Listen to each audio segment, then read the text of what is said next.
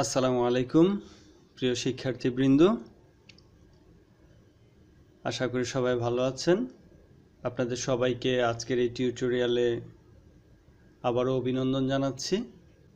আমরা গত দুইটি টিউটোরিয়ালে আপনাদেরকে যে সাজেশন দেয়া হয়েছে এর থেকে 4টি প্রশ্ন নিয়ে আলোচনা করা হয়েছে।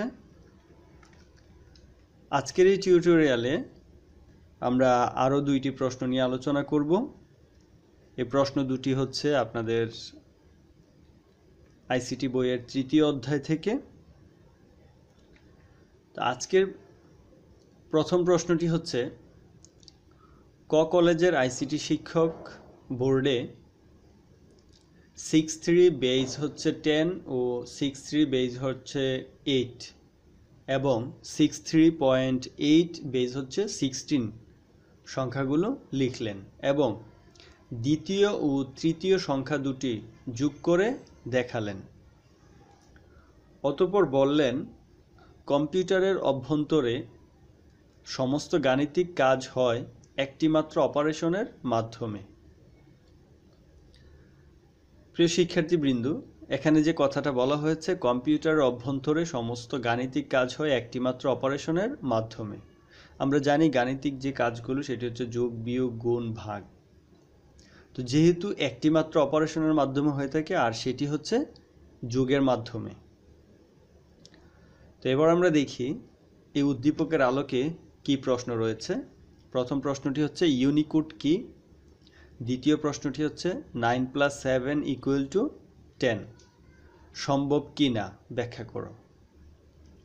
তারপর হচ্ছে উদ্দীপকের দ্বিতীয় ও তৃতীয় সংখ্যা দুটির যোগফল বাইনারিতে প্রকাশ করো।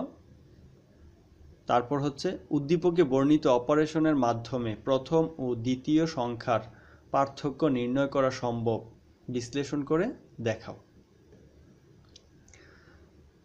তো এখানে প্রথম প্রশ্নের উত্তর হচ্ছে, ইউনিকোড কাকে বলে? এই প্রশ্নটির উত্তর হচ্ছে, বিশ্বের ছোট বড় সকল ভাষাকে কম্পিউটারে কোডভুক্ত করার জন্য 1991 সালে অ্যাপল কম্পিউটার কর্পোরেশন এবং জেরক্স কর্পোরেশনের একদল প্রকৌশলী যৌথভাবে 2 বাইট বা 16 বিটের যে কোড উদ্ভাবন করেন তাকে ইউনিকোড বলে।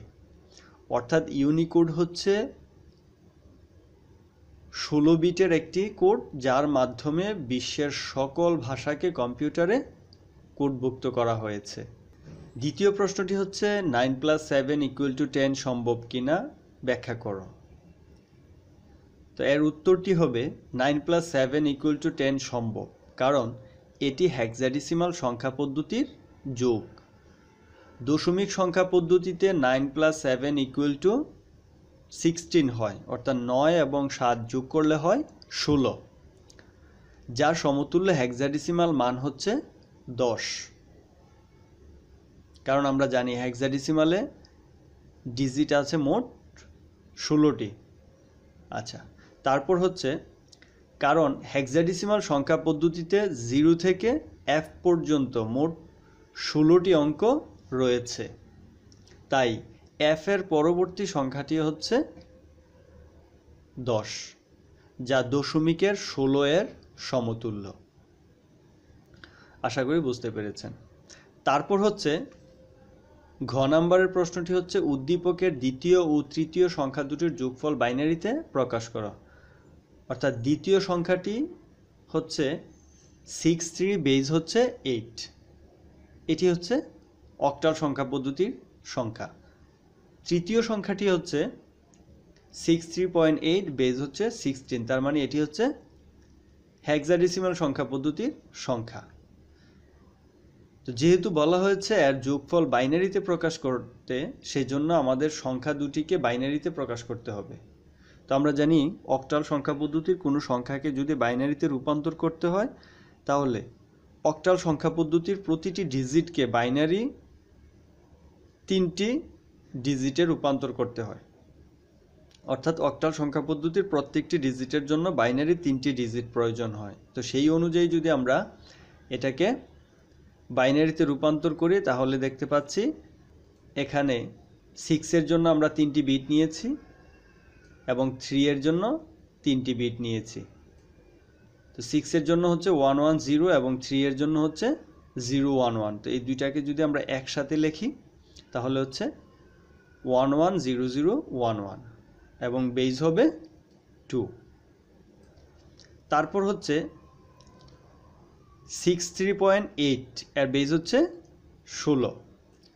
এটাকে যদি আমরা বাইনারিতে রূপান্তর করি তাহলে আমরা জানি যে হেক্সাডেসিমাল সংখ্যা পদ্ধতির প্রতিটি ডিজিটের জন্য বাইনারিতে 4টি বিটের প্রয়োজন হয়। তো এখানে আমরা 6 এর জন্য 4টি বিট নিয়েছি, 0110, তারপর 3 এর জন্য 4টি বিট নিয়েছি, 0011, তারপর 8 দশমিকের পরে যে 8 রয়েছে সেই 8 এর জন্য আমরা নিয়েছি 4টি বিট। তো এখানে আমরা প্রথমে যেহেতু 63.8 সংখ্যাটি বড়, সেই সংখ্যার যে মানটি এসেছে সেটি আমরা এখানে লিখেছি। তারপর হচ্ছে নিচে 63 বেজ 8 এর মান বসিয়েছি, বসানোর পর আমরা দুটি সংখ্যা যোগ করে দিয়েছি, যোগফলটা হচ্ছে এটা এবং এখানে। সুতরাং সংখ্যা দুটির যোগফল বাইনারিতে এত এবং বেজ হচ্ছে 2। তা আশা করি বুঝতে পেরেছেন। তারপর হচ্ছে আমাদের ঘ নাম্বারে যে প্রশ্নটা ছিল সেই প্রশ্নটা হচ্ছে উদ্দীপকে বর্ণিত অপারেশনের মাধ্যমে প্রথম ও দ্বিতীয় সংখ্যার পার্থক্য নির্ণয় করা সম্ভব। তো প্রিয় শিক্ষার্থীবৃন্দ, এখানে একটা বিষয় আপনাকে বুঝতে হবে, সেটা হচ্ছে যে যেহেতু বলা হয়েছে উদ্দীপকে বর্ণিত অপারেশনের কথা, যেটি শিক্ষক বলেছিল যে কম্পিউটারের অভ্যন্তরে সমস্ত গাণিতিক কাজ হয় একটি মাত্র অপারেশনের মাধ্যমে, আর সেটি হচ্ছে যোগ। তো যেহেতু যোগের মাধ্যমে দুটি সংখ্যার পার্থক্য নির্ণয় করতে হবে, সেটি অবশ্যই 2 এর পরিপূরক হবে। তো এর উত্তরটি হচ্ছে উদ্দীপকে শিক্ষক যে অপারেশনের কথা বলেছেন তা হলো যোগ প্রক্রিয়া, অর্থাৎ কম্পিউটারের অভ্যন্তরে সমস্ত অপারেশন যোগ, বিয়োগ, গুণ ও ভাগ সব যোগের মাধ্যমে হয়ে থাকে। বিয়োগের ক্ষেত্রে 2 এর পরিপূরক পদ্ধতি ব্যবহার করে যোগের মাধ্যমে বিয়োগফল নির্ণয় করা হয়। সুতরাং উদ্দীপকে বর্ণিত অপারেশনের মাধ্যমে সংখ্যা দুটির পার্থক্য নির্ণয় করা সম্ভব। তো আমরা এই দুটি সংখ্যার পার্থক্য নির্ণয় করার পূর্বে আপনাদেরকে যে জিনিসটা লক্ষ্য করতে হবে সেটা হচ্ছে যে দুটি সংখ্যার মধ্যে পার্থক্য নির্ণয় করতে হবে, সেই দুটি সংখ্যার মধ্যে কোন সংখ্যাটি বড় এবং কোন সংখ্যাটি ছোট সেই সংখ্যা দুটি আগে নির্ণয় করে নিতে হবে। আগে বড় ছোট নির্ণয় করে নিতে হবে। বড় ছোট নির্ণয় করে নেওয়ার পর যে সংখ্যাটি ছোট হবে, স্বাভাবিক নিয়মে আমরা বড় সংখ্যা থেকে ছোট সংখ্যাকে বিয়োগ দিলে পার্থক্য জানতে পারি। তো এই ক্ষেত্রে আমরা যেহেতু বড় সংখ্যা থেকে ছোট সংখ্যাটি বিয়োগ দেওয়া হবে, সেই জন্য ছোট সংখ্যাটিকে আমরা 2 এর পরিপূরক করতে হবে। তো এখানে নিয়ম হচ্ছে প্রথমে বড় সংখ্যাটি বসাতে হবে, যেমন 8 বিট রেজিস্টারে 63 এর বাইনারি মান, অর্থাৎ এখানে যেহেতু প্রথম সংখ্যাটি হচ্ছে 63 বেস হচ্ছে 10, এটা সরাসরি আমরা বুঝতে পারতেছি যে এর ভ্যালু হচ্ছে 63, কিন্তু আরেকটি সংখ্যা যেটি আছে সেটি হচ্ছে 63 বেস হচ্ছে 8। তো এই সংখ্যাটির মান কিন্তু 63 হবে না, এটি ছোট হবে।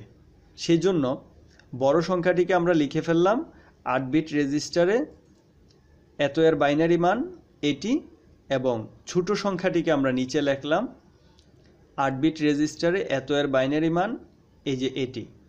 লেখার পর যেহেতু এই সংখ্যাটি বিয়োগ করতে হবে, সেজন্য আমরা এর পরিপূরক করব 1 এর পরিপূরক। তো এই সংখ্যাটিকে আমরা একবার যদি উল্টিয়ে লিখি তাহলে কি হচ্ছে, আমরা এই সংখ্যাটি পাচ্ছি।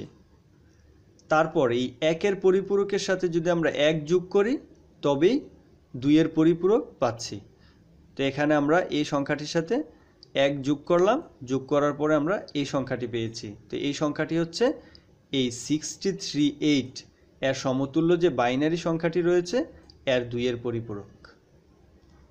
তো এখন যে কাজটি করতে হবে সেই কাজটি হচ্ছে বড় যে সংখ্যাটি রয়েছে, বড় সংখ্যার বাইনারি মান হচ্ছে এটা আমরা এখানে লিখব, এবং ছোট সংখ্যাটিকে যা আমরা 2 এর পরিপূরক করেছি এই সংখ্যাটা, এটাকে আমরা এর নিচে লিখব।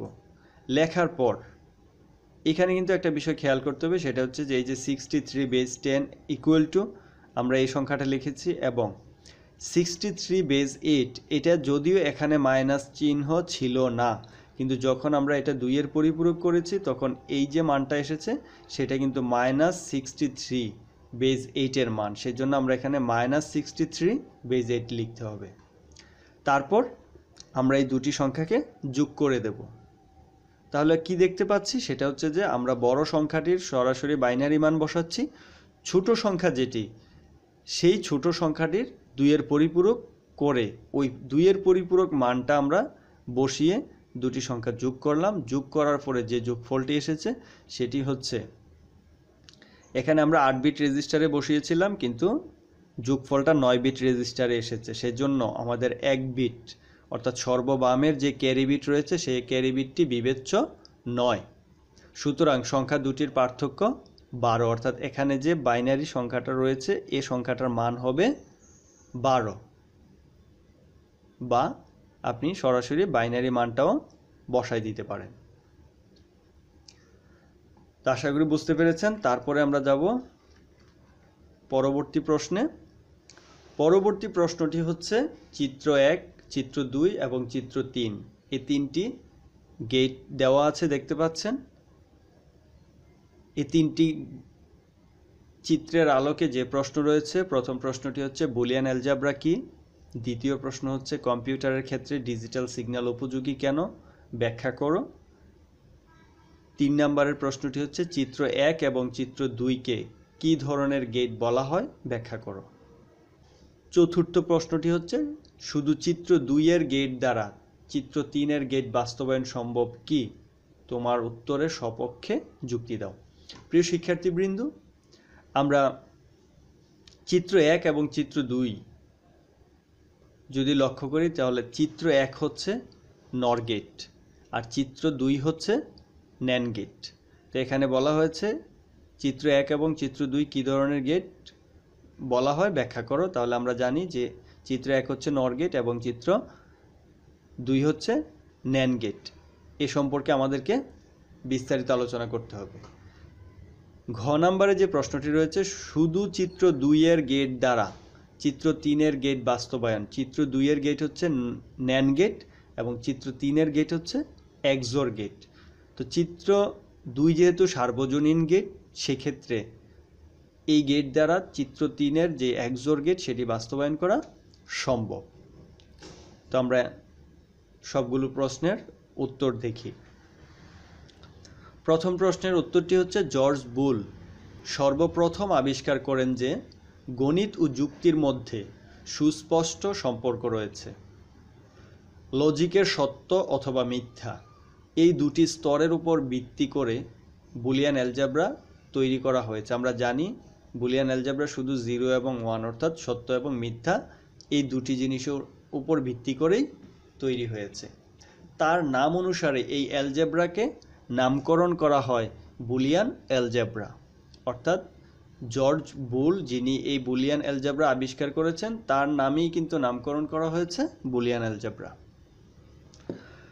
খ নং প্রশ্নের উত্তর হচ্ছে, খ নং প্রশ্নটি হচ্ছে মানে কম্পিউটার ডিজিটাল সিগন্যাল উপযোগী কেন, ব্যাখ্যা করতে বলা হয়েছিল। এক্ষেত্রে আমরা যে উত্তরটি পাচ্ছি সেটি হচ্ছে কম্পিউটারের ক্ষেত্রে ডিজিটাল সিগন্যাল উপযোগী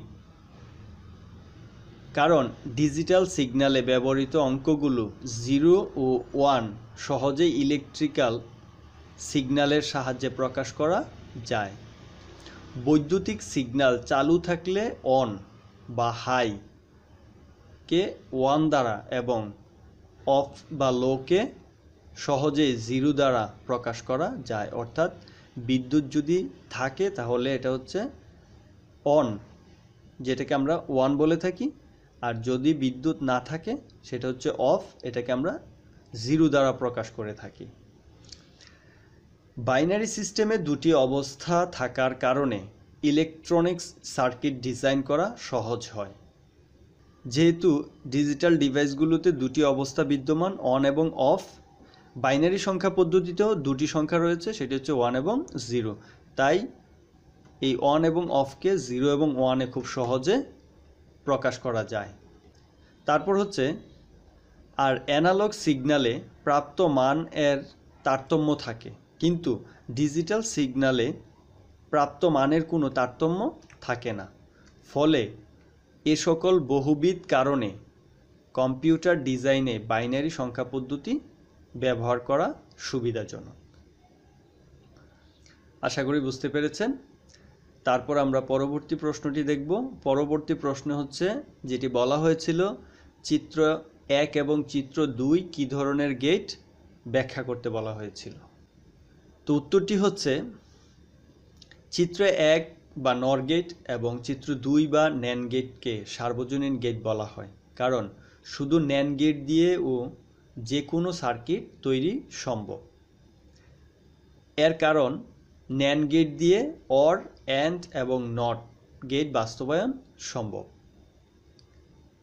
তেমনি শুধু নর গেট দিয়েও যে কোনো লজিক সার্কিট বাস্তবায়ন সম্ভব। ফলে এটি ন্যান্ড ও নর গেটের সার্বজনীনতা নামে পরিচিত। নিচে তা প্রমাণ করে দেখানো হলো। ন্যান্ড গেট দিয়ে মৌলিক গেট বাস্তবায়ন, অর্থাৎ প্রথমে ন্যান্ড গেট দিয়ে মৌলিক গেটগুলো বাস্তবায়ন দেখানো হচ্ছে। এখানে প্রথমে হচ্ছে নট গেট। চিত্রের দুটি ইনপুট এ সমান, সুতরাং আউটপুটটি কী হবে? আমরা প্রথমে এই চিত্রটি দেখব। এখানে একটি ন্যান্ড গেট রয়েছে এবং ন্যান্ড গেটের দুটি ইনপুটেই কিন্তু এ ইনপুট দেওয়া হয়েছে। যেহেতু এখানে এ থেকে এই ইনপুটটা এসেছে, তার মানে এই ইনপুটেও এ দেওয়া হয়েছে, তার মানে এর আউটপুট হবে এ ডট এ এবং হোল বার। সেক্ষেত্রে আমরা জানি A dot A equal to A লেখা যায়, সেজন্য আমরা এখানে শুধু এ লিখব এবং এই বারটি দিয়ে দেব। তার মানে হচ্ছে আমরা জানি যেহেতু নট গেট, সেক্ষেত্রে নট গেটের আউটপুট হচ্ছে এ বার। অর্থাৎ নট গেটটি যদি হয়, আমাদের নট গেট হচ্ছে এমন, এর ইনপুটে যদি দেওয়া হয় এ, এর আউটপুটে পাওয়া যায় কি? এ বার। এইখানে আমরা এ বার পাচ্ছি, তার মানে হচ্ছে এখানে একটি ন্যান্ড গেট ব্যবহার করলাম এবং এই ন্যান্ড গেটটি একটি নট গেটের আউটপুট দিচ্ছে। তো এটাই হচ্ছে ন্যান্ড গেট দ্বারা নট গেট বাস্তবায়ন। আচ্ছা, তারপর হচ্ছে অ্যান্ড গেট, অর্থাৎ ন্যান্ড গেট দিয়ে আমরা অ্যান্ড গেট বাস্তবায়ন দেখব। চিত্রে দুটি ন্যান্ড গেটের সংযোগে একটি ন্যান্ড গেট তৈরি করা হয়েছে। অ্যান্ড গেটের আউটপুট সংকেত ওয়াই হলে এ এবং বি, তাহলে এর আউটপুট আসে শুধু এ ডট বি। তো এ ডট বি হচ্ছে একটি অ্যান্ড গেটের আউটপুট। সেই ক্ষেত্রে আমাদেরকে এই আউটপুটটা নিয়ে আসতে হবে, কিন্তু আমরা যখন এখানে একটি ন্যান্ড গেট ব্যবহার করলাম, এই যে একটি ন্যান্ড গেট, এই ন্যান্ড গেটের আউটপুট কি? এর ইনপুট হচ্ছে এ এবং বি, কিন্তু এর আউটপুট হচ্ছে এ বি হোল বার। এক্ষেত্রে পার্থক্য কি? শুধু এই হোল বারটি। আমাদের অ্যান্ড গেটে হোল বার নেই, কিন্তু ন্যান্ড গেটের যে আউটপুটটি আমরা পাচ্ছি সেটিতে হোল বার রয়েছে। সেজন্য আমাদেরকে এই হোল বারটি যদি আমরা বাদ দিতে পারি, তবেই আমরা এই যে এখানে এ বি, শুধু এ বি অ্যান্ড গেটের আউটপুটটি পাবো। সেই জন্য যে কাজটি করা হয়েছে সেটি হচ্ছে আরেকটি গেটের, ন্যান্ড গেটের মধ্যে একই ইনপুট আবারও ইনপুট করা হয়েছে। সেই জন্য আমরা কি পাচ্ছি? এ বি ডাবল হোল বার। অর্থাৎ যখন এই ন্যান্ড গেট দিয়ে সিগন্যালগুলো পাস করা হয়েছে, একই সিগন্যাল দুটি ইনপুটে দেওয়া হয়েছে, তখন আরেকটি ভার চলে এসেছে। তার মানে এখানে দুটি বার হয়েছে, আর দুটি বার থাকা মানে ভারগুলো উঠে যাওয়া। সেক্ষেত্রে আমাদের শুধু এ বি থাকছে। তার মানে হচ্ছে এই দুটি ন্যান্ড গেট মিলে আমাদেরকে একটি অ্যান্ড গেটের আউটপুট দিচ্ছে। আশা করি বুঝতে পেরেছেন। তারপর আমরা দেখব অর গেট, অর্থাৎ ন্যান্ড গেট দিয়ে অর গেট বাস্তবায়ন। সেই জন্য প্রথমে একটি ন্যান্ড গেট এবং একটি ন্যান্ড গেটের দুটি ইনপুটে শুধু এ দেওয়া হয়েছে, তাহলে এক্ষেত্রে আমরা পাবো এ ডাবল এ বার। এখানে একটু মিস্টেক আছে, সেটা এখানে বি হবে। তো এখানে যদি ইনপুটে বি থাকে, তাহলে দুটি ইনপুটে কিন্তু বি যাচ্ছে। যখন দুটি ইনপুট দিয়ে বি পাস হচ্ছে, এখানে আউটপুট হবে বি বার। আমরা যদি এখানে বি বার পাই, তারপর আরেকটি গেট আছে, এই ন্যান্ড গেট দিয়ে যখন এ বার এবং বি বার পাস হবে তখন কি হবে? তখন যে জিনিসটি দাঁড়াবে সেটি হচ্ছে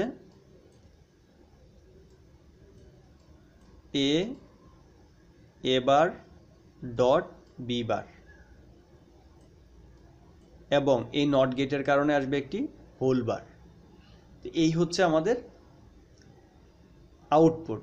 তো এই ক্ষেত্রে যে জিনিসটা দেখা যাচ্ছে সেটা হচ্ছে, যেহেতু হোলবার আছে, এই হোলবারটাকে যদি আমরা ভাঙি, ডিমর্গান অ্যাপ্লাই করি, তাহলে কি হচ্ছে? হোলবার ভাঙলে এই বারটা দুই দিকে চলে যাবে। তো এর উপরে আগে একটি বার আছে, এখন একটি বার দিলাম, হোলবারটা ভেঙে তারপর চিহ্ন পরিবর্তন হয়ে যাবে। আমরা যখন বার ভাঙি তখন চিহ্ন পরিবর্তন হয়ে যায়। তারপর বি এর উপরে তো একটি বার আছে, এবং এই বারটা ভেঙে একটা অংশ এইদিকে চলে যাবে। তাহলে কি হচ্ছে? A double bar plus B double bar. তো ডাবল বার থাকা মানে বারগুলো উঠে যাবে। তো বারগুলো উঠে গেলে থাকবে কি? শুধু এ এবং বি। তো এ প্লাস বি হচ্ছে আমাদের অর গেটের আউটপুট। তার মানে হচ্ছে আমরা ন্যান্ড গেট ব্যবহার করে অর গেটের যে আউটপুট সেটি পাচ্ছি। আশা করি বুঝতে পেরেছেন। তারপর হচ্ছে নর গেট দিয়ে মৌলিক গেট বাস্তবায়ন। প্রথমে আমরা নট গেট বাস্তবায়ন দেখব নর গেট দিয়ে। তাহলে আমরা জানি নট গেটের আউটপুট কি? শুধু এ বার। তো এ বার পাওয়ার জন্য আমাদেরকে কি করতে হবে? এই যে একটি নর গেটের দুটি ইনপুটেই এ ইনপুট দেওয়া হয়েছে, আউটপুটে কি হচ্ছে? A plus A whole bar. আমরা জানি A plus A equal to A, আর হোল বারটি থাকছে।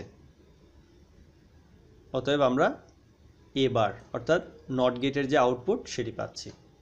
তারপর নর গেট দিয়ে অর গেট বাস্তবায়ন। সেই ক্ষেত্রে কি হচ্ছে? একটি নর গেট নেওয়া হয়েছে, নর গেটের ইনপুটে এ এবং বি দেওয়া হয়েছে, আউটপুট হবে কি? এ প্লাস বি হোল বার। তো এ প্লাস বি হোল বার যখন হবে, এই একই জিনিস যখন এখানে এ প্লাস বি হোল বার এই গেট দিয়ে যখন আবার ইনপুট দেওয়া হবে, তখন এখানে কি হবে? এ প্লাস বি হোল বার দুটি হয়ে যাবে। আমি আপনাদেরকে দেখাচ্ছি। এইখানে যে আউটপুটটি হবে সেটি হচ্ছে এ প্লাস বি হোল বার। তো এই সিগন্যালটা যখন আবার এই গেট দিয়ে পাস হবে, তখন এইখানে এসে এই ডাবল হোলবার হয়ে যাবে। তো যখন ডাবল হোলবার হবে, আমরা জানি যে দুটি হোলবার হলেই হোলবারগুলো উঠে যাবে। তো উঠে গেলে থাকবে কি? এ প্লাস বি। তার মানে এ প্লাস বি হচ্ছে অর গেটের আউটপুট। অর্থাৎ আমরা নর গেট ব্যবহার করে অর গেটের আউটপুট পাচ্ছি। তারপর আমরা অর গেট দিয়ে অ্যান্ড গেট বাস্তবায়ন দেখব। তো অ্যান্ড গেটের আউটপুট হচ্ছে শুধু এ বি। সেই আউটপুটটা আমরা কিভাবে পাই দেখেন। এখানে হচ্ছে এ, তারপর এটা হবে বি। এই গেটটাতে যখন এ দুইবার ইনপুট দেওয়া হলো, দুটি ইনপুটে যখন এ আছে তখন আউটপুট হবে এ বার। এখানে বি, দুটি ইনপুটে বি আছে, আউটপুট হবে বি বার। এই গেটে যখন এ বার এবং বি বার এই গেটের দুটি ইনপুটে যাবে, তখন যে আউটপুটটি আসবে সেটি হচ্ছে এ বার প্লাস বি বার এবং হোল বার। আমি দেখাচ্ছি আপনাদেরকে। এ বার প্লাস বি বার, এবং এই নট গেটের কারণে আসবে কি? একটা হোল বার। তো এই ক্ষেত্রে যখন আমরা A bar plus B bar whole bar আসছে, তখন এই হোল বারটাকে যদি আমরা ভাঙি, তাহলে আমাদের আউটপুট কি আসবে? হোল বারটা ভাঙলে এর উপরে তো একটা ভার আছে, এবং এই হোল বারটা ভেঙে একটা অংশ এটার উপরে চলে আসবে, আর এই চিহ্ন পরিবর্তন হয়ে যাবে। আমরা জানি হোল বার ভাঙলে চিহ্ন পরিবর্তন হয়ে যায়। তারপর এই পাশে আছে বি বার, এবং হোল বারের একটা অংশ আসবে, তাহলে হয়ে যাচ্ছে এ ডাবল বার এবং বি ডাবল বার। তো যখন ডাবল বার হয়ে যাচ্ছে, বারগুলো উঠে যাবে, থাকবে কি? শুধু এ এবং বি। তার মানে হচ্ছে আমরা নর গেট দিয়ে অ্যান্ড গেট বাস্তবায়ন করলাম। প্রিয় শিক্ষার্থীবৃন্দ, আমরা যে চিত্র 1 এবং 2 সার্বজনীন গেট, সেই গেট দিয়ে আমরা মৌলিক সবগুলো গেট বাস্তবায়ন দেখলাম। তারপর আমরা আমাদের ঘ নাম্বারে যে প্রশ্নটি রয়েছে, শুধু চিত্র 2 এর গেট দ্বারা চিত্র 3 এর গেট বাস্তবায়ন সম্ভব কিনা তোমার উত্তরের সপক্ষে যুক্তি দাও। অর্থাৎ চিত্র 2 হচ্ছে ন্যান্ড গেট এবং চিত্র 3 হচ্ছে এক্সোর গেট। তাহলে চিত্র 2 ন্যান্ড গেট দ্বারা চিত্র 3 এক্সোর গেট বাস্তবায়ন করা সম্ভব, সেটা কিভাবে, এটা আমরা এখন দেখব। উদ্দীপকের চিত্র 2 এর গেট হচ্ছে ন্যান্ড গেট এবং চিত্র 3 এর গেট হচ্ছে এক্সোর গেট। নিচে চিত্র 2 এর সাহায্যে চিত্র 3 এর গেট বাস্তবায়ন করা হলো। এক্সোর গেটের ক্ষেত্রে আমরা জানি y equal to a XOR b, অর্থাৎ একটি এক্সোর গেটের ইনপুট যদি হয় a এবং b, এর আউটপুট হবে a XOR b। তো এই a XOR b এর সমান আমরা লিখতে পারি a bar b plus a b বার।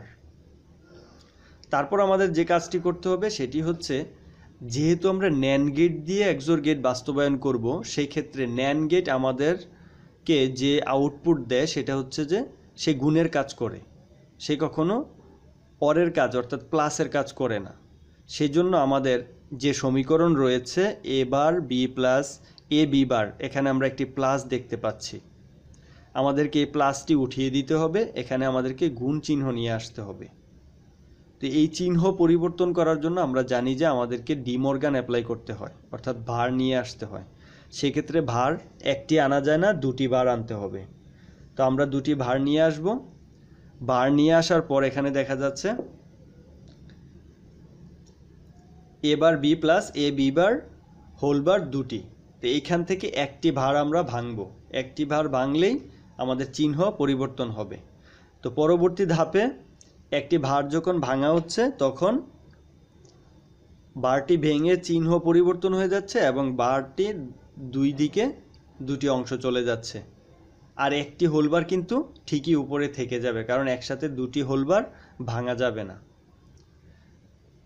তো এখন আমরা দেখতে পাচ্ছি এখানে আর কোনো প্লাস চিহ্ন নেই, সবগুলোই গুণ চিহ্ন আছে। তো এই অবস্থায় আমরা এটা সার্কিটের মাধ্যমে বাস্তবায়ন করে দেখাতে হবে। উপরের এক্সোর ফাংশনটি পর্যবেক্ষণ করে শুধু ন্যান্ড গেট দ্বারা নিচে এক্সোর গেটের লজিক সার্কিট তৈরি করা হলো। তো উপরে আমাদের কি আছে, a বার b, এর উপরে একটা হোলবার আছে, তারপর গুণ। তো প্রথমে যেহেতু আমাদের সিঙ্গেল কমপ্লিমেন্ট অর্থাৎ a বার এবং b বার আছে, সেই a বার এবং b বার আমাদের তৈরি করে নিতে হবে। তো প্রথম আমরা a এবং b দুটি কেবল নিলাম, তারপর a বার এবং b বার বের করার জন্য ন্যান্ড গেটের মাধ্যমে আমরা a বার b বার বের করে নিলাম। তারপর আবার ন্যান্ড গেটের মধ্যে যখন a বার এবং b ইনপুট দিলাম, আউটপুট হিসাবে আসতেছে a bar b whole bar, এবং নিচে যখন আমরা a এবং b বার ইনপুট দিলাম তখন আসতেছে a b bar whole bar. তারপর যখন আরেকটি ন্যান্ড গেট ব্যবহার করলাম তখন আউটপুট হিসাবে আসতেছে a bar b whole bar, যেটি এই পাশে আছে, এবং a b bar whole bar, যেটি এই পাশে আছে। তাহলে দুটি ইনপুট, এগুলো আউটপুট আকারে আসতেছে এবং গুণ অবস্থায় আছে। ন্যান্ড গেট যেহেতু, সেই জন্য আরেকটি হোল বার উপরে চলে আসতেছে। তো এইখানে দেখতে পাচ্ছেন যে এই যে ফাইনালি যে আউটপুটটা এসেছে, এই আউটপুট এবং এই যে আউটপুট, এই দুটি কিন্তু সেম। তার মানে হচ্ছে এই a XOR b থেকে যেহেতু এই সমীকরণটা তৈরি করা হয়েছে, এই সমীকরণ থেকে আবার এই a XOR b তে যাওয়া যাবে। প্রিয় শিক্ষার্থীবৃন্দ, আশা করি বুঝতে পেরেছেন।